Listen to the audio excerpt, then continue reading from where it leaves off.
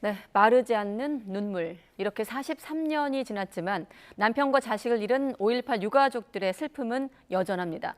무엇보다도 5.18 학살 책임자로 지목이 된 전두환 씨가 사죄 한마디 없이 세상을 떠난 뒤 발포 명령 실체 규명도 여전히 과제로 남아있기 때문입니다. 올해는 전 씨 일가 중 손자인 전우원 씨가 광주를 처음으로 찾아 잘못을 대신 사죄하고 5월 영령들의 넋을 기렸는데요. 최근 있었던 5.18 민주화운동 진상조사 자세한 내용과 쟁점에 대해 사회일보 우종훈 기자와 이야기 나눠보겠습니다. 어서 오십시오. 네, 가장 달라진 주목된 풍경이 이 부분이기 때문에 먼저 질문을 드리면 이번 기념식 전두환 씨의 손자 전우원 씨 참석 여부도 관심사였는데 기념식에 참석을 한 거죠? 정확히 말씀드리자면 묘지는 갔지만 기념식은 참석 못했습니다. 네, 전우원 씨가 오늘 공식 기념식에는 참석하지 못한 것으로 파악이 됐는데요. 대신 어제 추모제에 이어 기념식이 열리는 오늘도 국립 5.18 민주묘지를 찾았습니다. 5.18 기념재단 관계자에 따르면 전 씨는 오늘 윤석열 대통령 등 여야 지도부가 참석한 기념식이 열리는 민주의 문 안으로 들어가지 못한 것으로 파악됐습니다.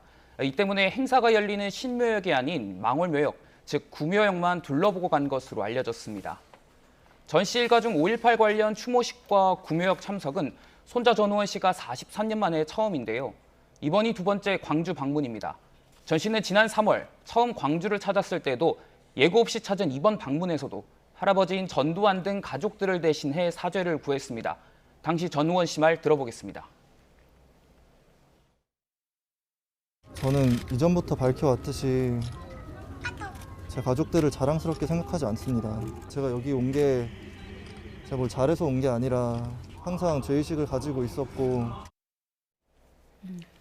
전 씨 일가 중엔 처음이다 보니까 광주 시민들도 좀 낯선 장면이었을 것 같은데 유가족분들이나 그 광주 시민들은 어떤 반응이었습니까? 5.18 유가족들은 전우원 씨의 방문을 환대했습니다. 제가 지난 3월 전우원 씨가 광주를 찾았을 때 함께 동행 취재를 했었는데요. 전 씨가 국립 5.18 민주묘지를 찾았을 때 시민들은 전 씨를 응원한다고 전했고 27일 도청 진압작전 때 목숨을 잃은 문재학 열사의 어머니 김길자 여사도 광주로 오기까지 얼마나 힘들었냐며 언제든 오라고 당부했습니다.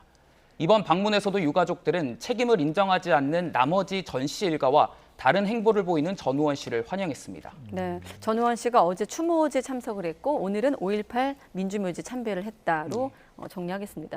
아무튼 전 씨 일가족 대신에 이렇게 손자가 5월 유가족에게 고개를 숙여 다시 사과를 하고 있는데 어떻습니까? 5.18 당시 신군부 핵심 세력들은 여전히 책임을 부인하고 있나요?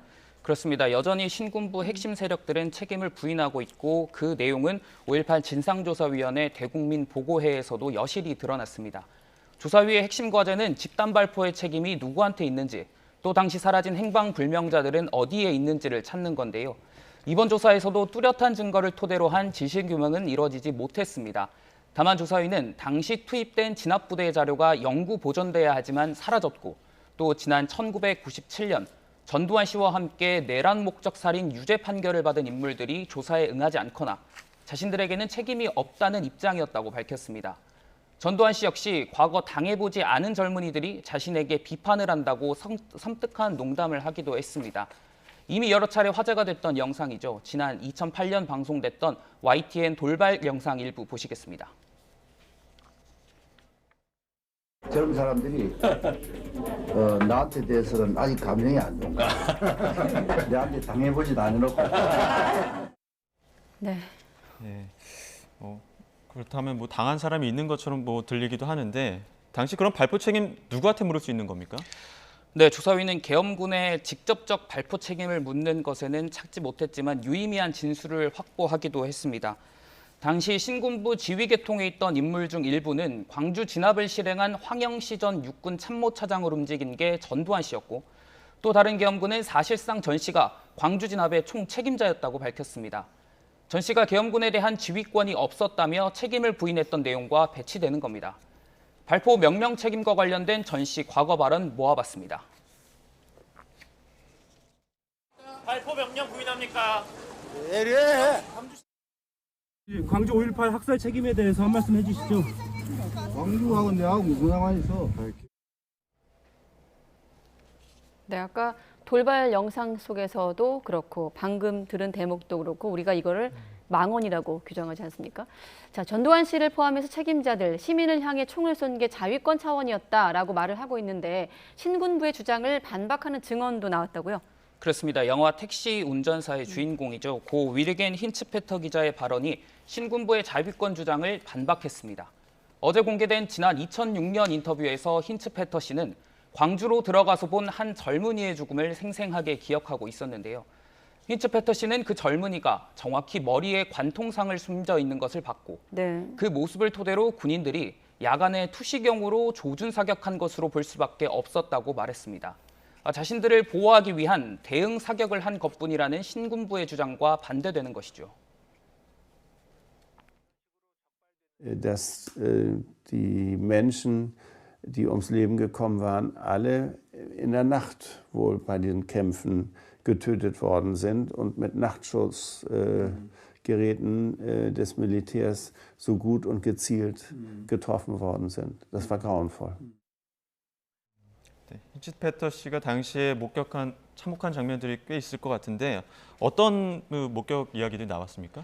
예, 이번에 공개된 영상은 힌츠페터 씨가 광주로 가는 과정부터 또 촬영 내용이 방송되기까지 상세히 담겼습니다. 힌츠페터 씨는 광주에 들어간 20일 이미 사상자로 시내와병원이 아수라장이었다고 기억했습니다.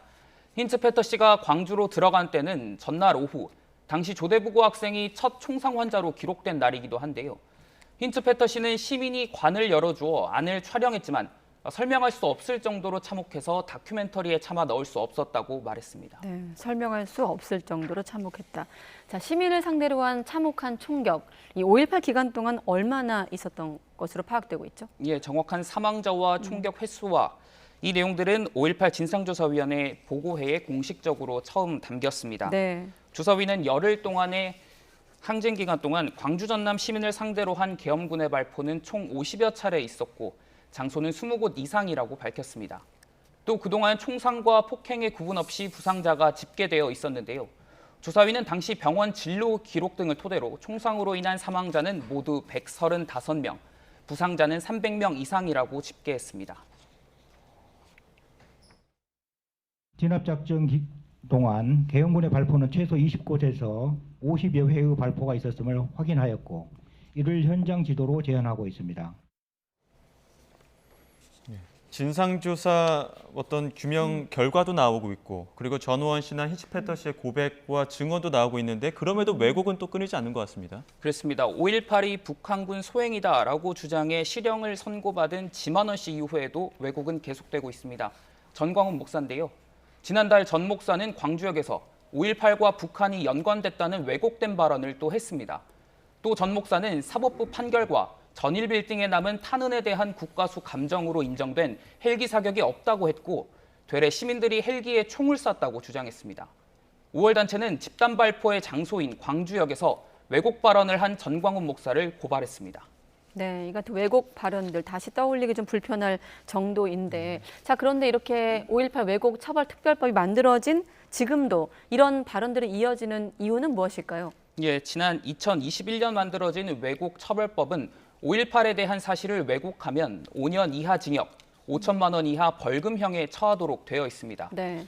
하지만 법률 적용 대상이 넓고 표현 자유가 침해될 수 있다는 논란은 끊이지 않았는데요. 실제 재작년 12월 경찰이 이 법을 처음 적용해 11명을 검찰에 넘겼지만 아직 조사가 이어지고 있습니다. 다시 말해 이 법을 적용해 재판에 넘겨져 처벌받은 사람이 아직 한 명도 없다는 겁니다. 예, 조금 더 명확한 그 규명된 사실이 있다면 이렇게 왜곡되는 일도 없을 것 같은데 남은 과제는 무엇이 있을까요? 예, 아직 명확하게 규명되지는 못했지만 핵심 과제, 발포 책임자를 규명하고 행방불명자를 찾는 일입니다. 네. 이 두 가지가 신군부의 잔악한 만행으로 5.18 학살이 벌어졌다는 것을 보여줄 수 있기 때문인데요. 조사위 활동이 끝나는 올해 말까지 새롭게 발굴된 유골 중 행방불명자로 추정되는 유골의 DNA 대조 작업이 시급하게 이루어져야 할 것 같습니다. 또 사라진 진압부대의 기록의 작성자를 찾는 조사위의 확인 작업에도 속도가 붙어야 할 것으로 보입니다. 네, 아까도 국회 연결해 확인을 했습니다만 정치권에서는 여전히 5.18을 헌법 전문에 넣자는 내용이 쟁점인데 여기에 대해서 광주 5월 단체 입장은 어떤 겁니까? 그렇습니다. 5.18 43주년인 올해에도 광주 5월 단체를 중심으로 헌법 전문 수록 요구가 강하게 나오고 있습니다. 5.18 기념재단은 올해 전국 성인을 대상으로 한 조사에서 70% 이상이 5.18 헌법 전문 수록에 동의했다며 정치권의 행동을 당부했습니다. 어제 열린 추모제에서 5.18 유족회장은 윤 대통령이 후보 시절 약속한 헌법 전문 수록이 시급하다고 언급하기도 했습니다. 앞서 윤석열 대통령은 기념사에서 5월의 정신은 자유민주주의 헌법 정신 그 자체라고 표현을 했는데요. 민주당은 하루빨리 헌법 전문에 5.18 정신을 수록하자고 압박하고 있지만 여당은 부정적인 입장입니다. 네, 지금도 기념식 현장 화면이 나가고 있는데 이 자리에서 잊지 않겠다는 다짐이 계속됐습니다. 진상 규명을 따라가기 위한 과정에 함께 해야 될 것 같습니다. 네, 사회부 오종훈 기자였습니다. 수고했습니다.